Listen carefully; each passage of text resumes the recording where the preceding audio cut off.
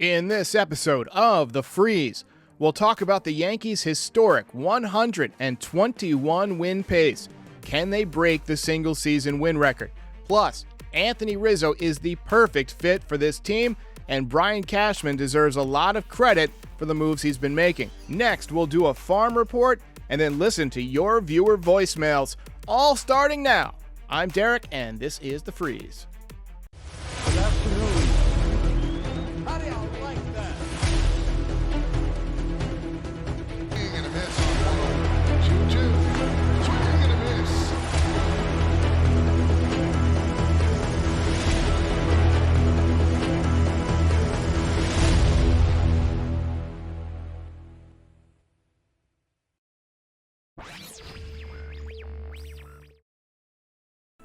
How's it going, everybody? Yankees kick off a 3-day weekend series with the Toronto Blue Jays. They head north. First things first, before we get to the rest of the podcast. Last night, I said that Giancarlo Stanton had some tough swings and that he didn't look right to me. But I totally forgot about the ball that he hit up the middle at 119 plus miles an hour. He definitely connected on one, but the point that I was trying to make during the post-game was that he looked off balance on a lot of his swings. Obviously on balance if he hit 120 miles an hour, essentially. So hopefully he keeps it going, but that was an oversight, and I did want to correct that for the record. Yankees walked it off last night. They continue their dominant pace. They have 315 runs scored. That's first in the American League. 184 runs allowed. That's the fewest in the American League. And their run differential is 131. That's the best in Major League Baseball.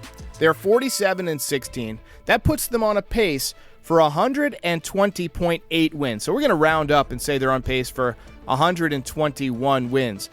That is juggernaut level stuff. That would be a record for Major League Baseball.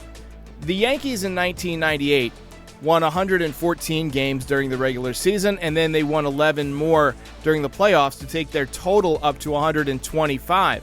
And I distinctly remember Michael Kay saying that we may never see this again in our lifetime. But here we are, 24 years later, and we are possibly seeing this again in our lifetime. Now, I don't know if this team is going to be able to maintain the pace over the full course of the 162 games. The 98 team was also on this kind of excellent pace. They began 47-16 as well. But if you go back and look at that season, they really struggled in the early part of September. It wasn't until Shane Spencer went ballistic that they really turned around the energy. They kind of got complacent. So I think the Yankees need to avoid the complacency that can come with getting off to such a great start. Roger Maris had 23 home runs through 61 games in 1961. Aaron Judge is up to 25 after his home run in this series. He's actually been hitting very well against Toronto this season, so it wouldn't surprise me if he has another big series up north. However, despite all of the Yankees' success, there's still some spots on this team where you could use some improvement, especially on offense. Joey Gallo, pinch hit for last night. He's hitting 184. The on-base percentage continues to be inadequate. 642 OPS and an 85 OPS plus. That's just not going to get it done. And Aaron Hicks had another tough night last night. He's hitting 224. The on-base percentage is the reason why I think the Yankees keep him around. 344 on-base percentage, but he's just not driving the ball. 611 OPS and an 81 OPS plus. So the Yankees definitely need to look at some upgrades. Last night on the show, we looked at Ian Happ. We looked at Andrew Benintendi. The trade deadline is approaching, and in the near future, we're going to have a top 5 trade targets video, so stay tuned for that. Quick word from our sponsor, Manscaped, and then we got some more stuff to talk about. Gentlemen, we got to talk about the Manscaped Platinum Package 4.0.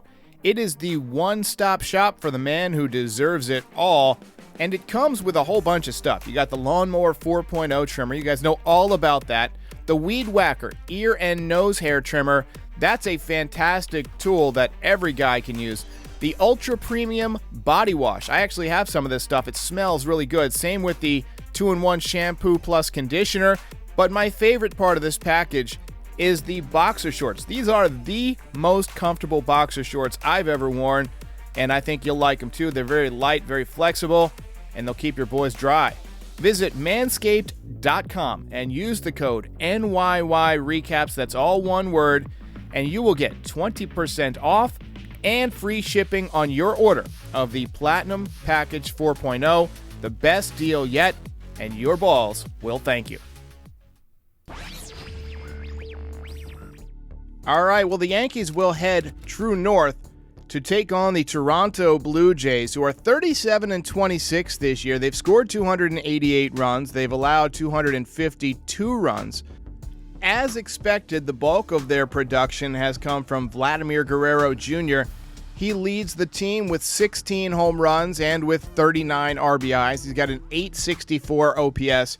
You have to control him if you want to beat Toronto, and he tends to hit the Yankees very well. So they better be very careful with how they pitch to him. Alejandro Kirk is another guy who seems to terrorize the Yankees. He's hitting .318 this year. He's terrorizing the entire league. .398 on base percentage, .863 OPS. He is a shining example of why you don't need to be a huge player to be a good player. He's a small guy. And then George Springer, hitting .271 this year with 12 home runs and 33 ribbies, .845 OPS. He absolutely torched the Yankees earlier this year, but I feel like the Yankees are playing so well that they are not going to be scared of the Toronto Blue Jays. I think the Yankees are going to take at least 2 out of 3.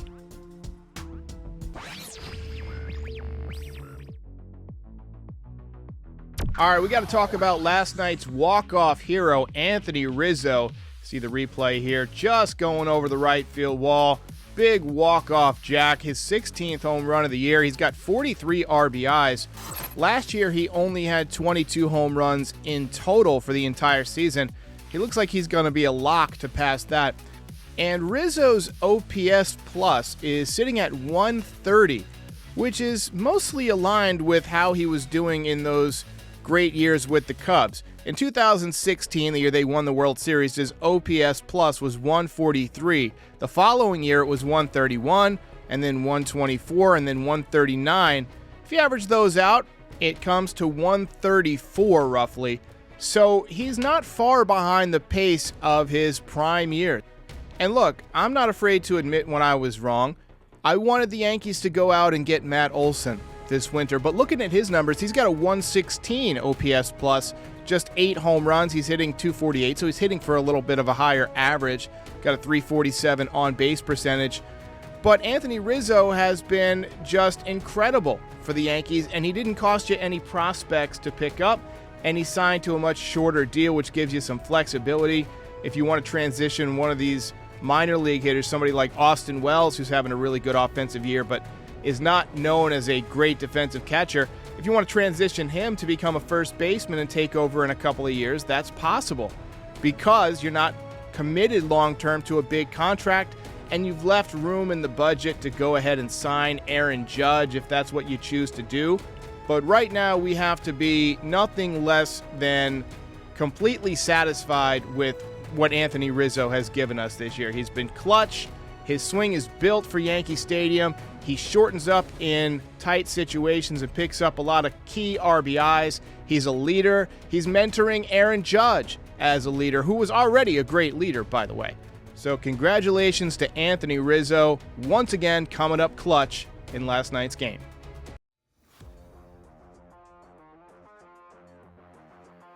And you know, we've got to give a little bit of credit where credit's due to the man who orchestrated this team, and that's Brian Cashman. Cashman's been the Yankees GM for over 20 years now, and we doubted him because last year the Yankees stumbled a little bit, but they're pretty much in it every year. Now, they do have a lot of resources to work with. However, I feel like the criticism last year was fair. It was clear to most outside observers that the Yankees were too right-handed dominant, that they were too unathletic. It was clear as day. But this year, he's brought in the right mix, not only getting the left-handed bats, bringing Rizzo back, getting some good bench players like Marwin Gonzalez, picking up guys like Clay Holmes last season, and this season bringing in Castro, who's had a nice year, re-signing Wandy Peralta. The man's pulled the trigger on a lot of moves that have worked out, and he's answering the critics. And I think the organizational philosophy that they've switched to, something's definitely working about this science-driven, data-driven, technology-driven approach. You know, bringing in Matt Blake has completely transformed this pitching staff. Every year we used to say, if the Yankees only had enough pitching. Well, this year they've got an abundance of pitching, and not only that, they've mostly stayed healthy, which is something to be appreciative over. They're looking at the metrics, and they can tell when guys are pushing their limits, and so they get them out of the game, and that avoids them getting hurt. And bringing in Dylan Lawson and replacing Marcus Thames, everybody knew we needed a new approach at the plate. We weren't 100% sure that it was hitting coach related, you know, because the construction of the lineup wasn't great last year.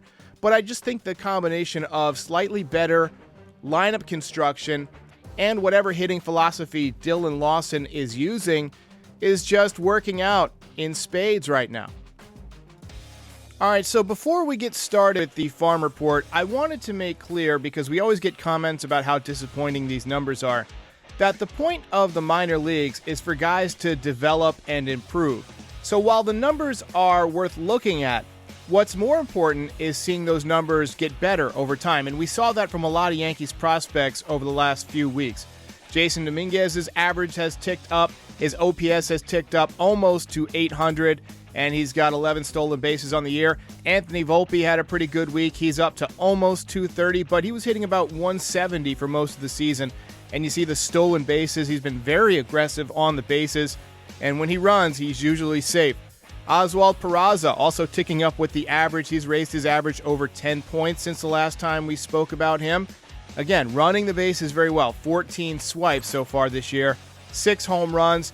Not a ton of power. I think that you're seeing power kind of dip among Yankees minor leaguers in general. But, you know, the baseball varies year to year, so it could be a dead ball in the minor leagues this year. Who knows? Ken Waldichuk, stats unchanged since the last time we spoke, but still having a great year. 5-1, 1.44 ERA. Starting to hear his name mentioned more on the telecast. I know that David Cohn is a big fan of him. Luis Medina had a great start last time out. He's 2-2 with a 3.38 ERA. Struck out 10 in his last outing. The whip falling down to 1.20. That's what you want to see. Constant improvement from these guys. Hayden Wesneski finally picked up his second victory of the year. His ERA dropped almost a half a run. It's down to 3.32 on the season. And look at that whip, 0.96. So he's dominating down there at AAA. He's got to be considered a legitimate contender to make a start in the second half of the season. Austin Wells remains on the injured list at high A. Trey Sweeney continues to tick upwards with the OPS. Picked up another couple of ribbies this week. And Everson Pereira had a really good night. He had a couple of home runs the other night. His OPS has creeped over the 700 mark, so like we're seeing throughout the minor leagues, slow and steady progress. You like these guys to put up monster numbers, but you have to be realistic. And one guy who's showing a ton of improvement this year, who I really want to give credit to, is Estevan Florial. He's hitting 298. He's creeping up towards 300. Look at that OPS, 844. He's got 18 stolen bases. Not putting up huge power numbers, but again, we might not need him to put up much power. I would love to see him get an extended tryout as the Yankees left fielder for the next few weeks. He's hitting well. The Yankees are not getting a lot of production out of the outfield. We know he can run well and track the ball well. Let's give him a shot. How bad could he really be?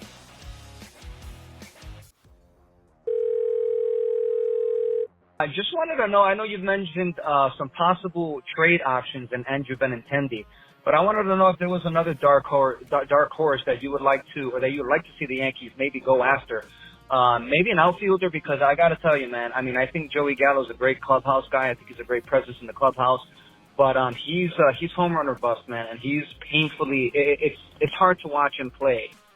One dark horse guy that I think you might see the Yankees go after, and this is somebody that I've been saying they should look at for the last couple of years, is Ben Gamel. Now, he began his career with the Yankees.